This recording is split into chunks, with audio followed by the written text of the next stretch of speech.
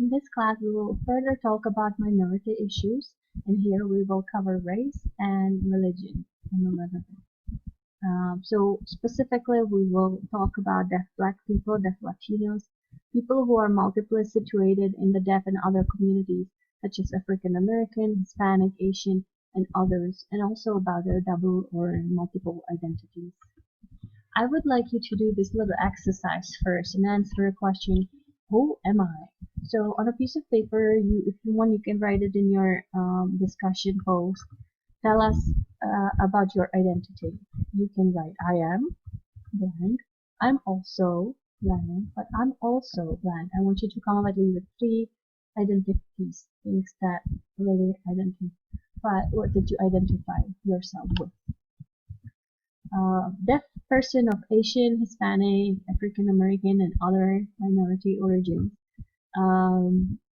deal with a lot of identity issues. To be able to identify as deaf first or as different minority or ethnicity first, what matters is individual characteristics such as gender, race, language, hearing loss, age, different roles in their life, beliefs. What also matters is situational conditions, such as geographic location, where is the home, education, whether the person went to a mainstream or residential school, where they live in their neighborhood, what is their neighborhood community. What also matters is social conditions, such as interactions with others, feelings of social identification or alienation with others, and also societal conditions, which is broad social trends and patterns, such as racism and or socio-economic status. Now, many people have bicultural identity. That means that they are hearing and deaf. If they are hard of hearing, they usually typically have a bicultural identity. And whether they have ethnic identity depends whether they went to residential schools or to mainstream schools. And quite often what happens when there's a person of a different ethnic origin than white is that they identify first with their ethnic group, because a deafness comes second. And that is because they are born to hearing families, so there's not too many deaf people around them. And also ethnicity is what you see first. That's something that is visible, whereas deafness is not visible. So later in life, they might identify more with deaf culture, especially if they go to residential schools, or later in life when they want to find some friends who also know sign language and have something shared. So they would get closer to deaf culture. About 97% identify first as Black or African American and second as deaf, and about 97 or also the issue is that 97% of teachers of people who have some other ethnicity and are deaf, 97% of their teachers are white, so they don't really have white and hearing, so they don't really have a strong identification with their teachers and with deafness. There has been an inflow of ethnic minorities to the UK as a result of Commonwealth nations after 1945. Immigration brought many deaf people to the UK and USA since the 18th and 19th century. In the USA, the apartheid system separated white and black deaf schools, which is really interesting that Gallaudet's school and Gallaudet University had first black students in 1951. It was ruled by the Supreme Court that they have to admit black students. But the National Association of the Deaf did not permit black people to join until the 60s. In 1989, National Deaf Black, there was a new organization established called the National Deaf Black Advocates in the United States. And in 1990s, other ethnic minorities started to form specific groups, specific deaf and ethnical groups. People of color have been segregated from deaf schools. Segregation was encouraged by the National Association of the Deaf, which in 1904 recommended the establishment of separate schools for black deaf children.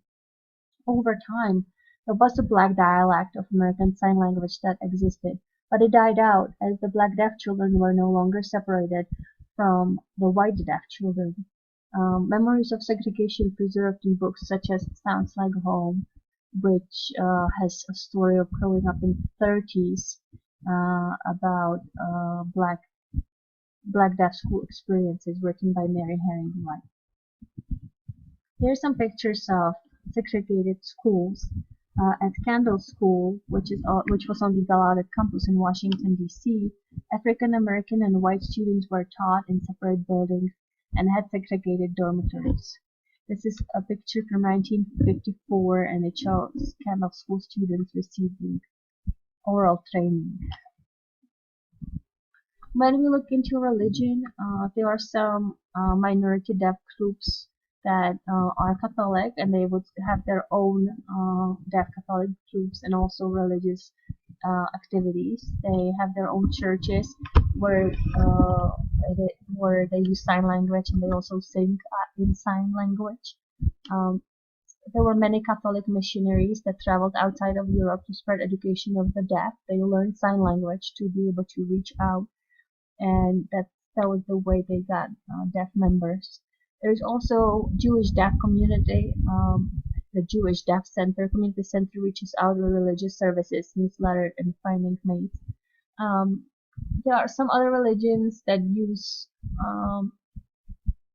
sign language to be able to reach out, such as Jehovah's Witnesses. Their members would learn sign language, and then they would go to deaf clubs to be able to get new members. And deaf people like that because there's someone else who knew how to sign or learn how to sign, so they like that.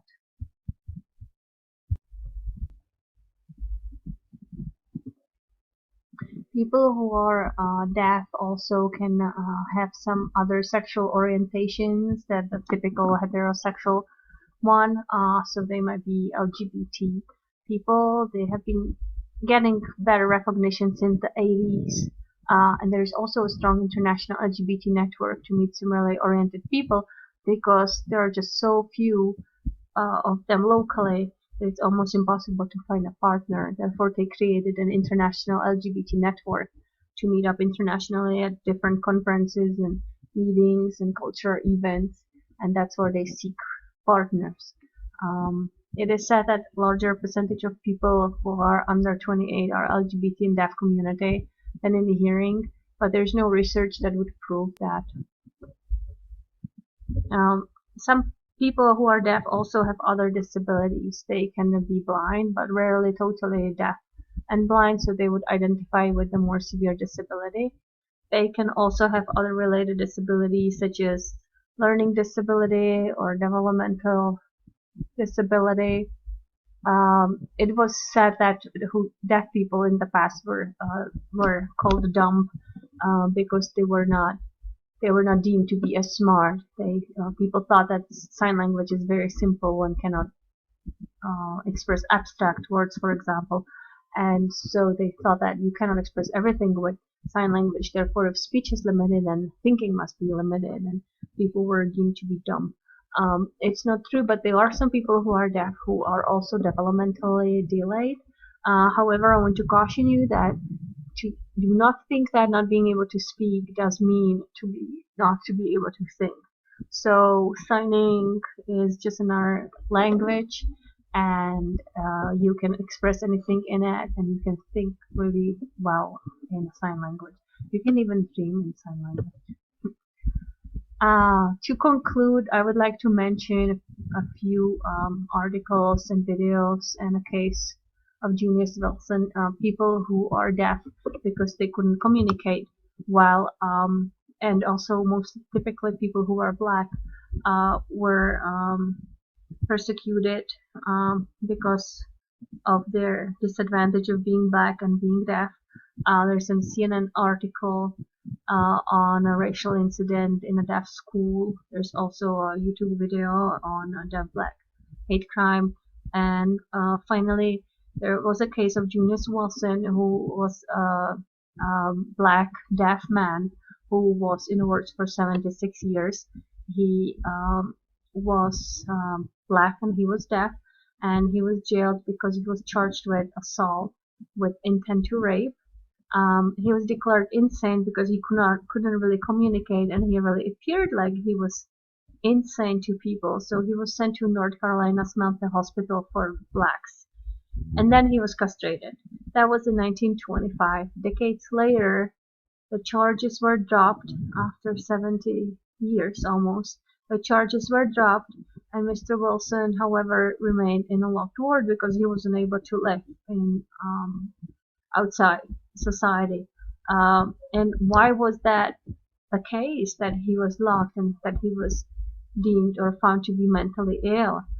That was because his speech was incomprehensible. He never learned to sign until he was free, and it was because he was deaf, but no one knew that, and he really appeared that he was not he was not intelligible, and he was not smart and intelligent because he didn't have any speech. So then Susan Birch found this case and wrote a book on him. He learned how to sign in his 80s and 90s, and I guess 90s. And so he told his story to the researchers who wrote the book about him. The book is called Unspeakable. To close, people can have double, triple, or even multiple identities depending on where they grow up, work, with whom they socialize, who are their friends and support group. A lot of people who of ethnic origin associate first with their ethnicity group and then with their deafness and other disability group, because ethnicity is visible, whereas deafness or some disability is not. And that's it for today.